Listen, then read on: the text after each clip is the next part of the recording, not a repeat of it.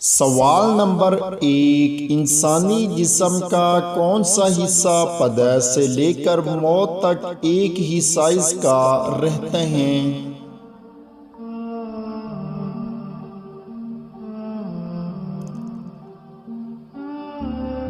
तो जवाब है आँख। सवाल नंबर 2, बारिश के पानी में कौन सा विटामिन होता है?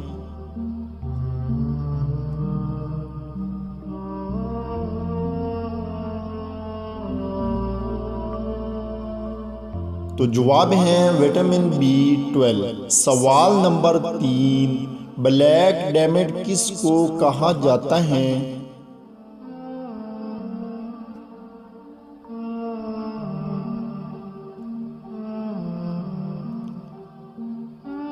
तो जवाब है कोयले को।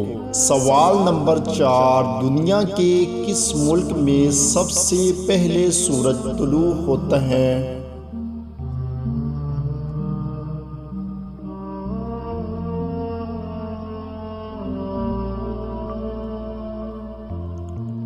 तो जवाब है जापान में। सवाल नंबर 5, वो क्या चीज़ है जो हमें दूसरों की नज़र आती हैं लेकिन अपनी नज़र नहीं आती?